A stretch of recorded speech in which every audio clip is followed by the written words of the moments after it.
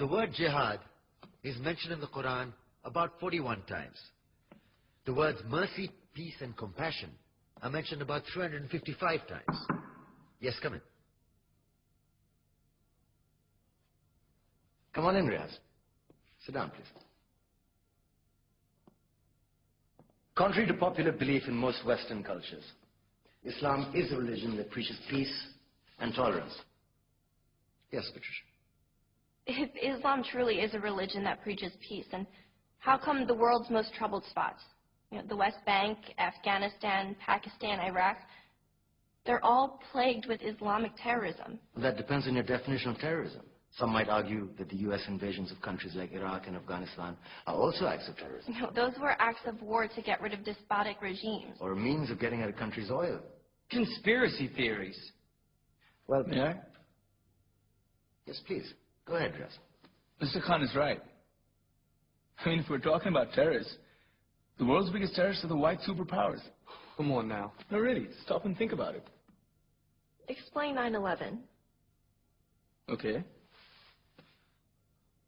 Do you know how many people died in the Twin Towers strike? Around 3,000. And do you have any idea how many people died in the bombing of Afghanistan? Take a wild guess.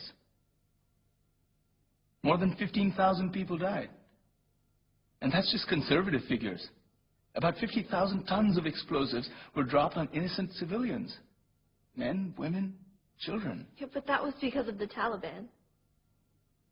Now that you brought it up, did you know that the Taliban was a creation of the CIA to fight the Russians? Whatever. They were still harboring terrorists. Yeah, right. Terrorists that were never found. Just like the weapons of mass destruction that were never found in Iraq. Do you want to get into the death toll in Iraq? 500,000 civilians and counting. And what do Britain and America say when they don't find these weapons? It's simple. They just say sorry.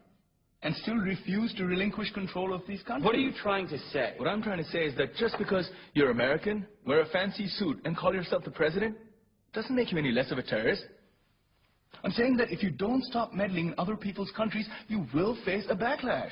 If Muslims like you feel that way, then why don't you get out of our country? We will. As soon as you promise to leave ours.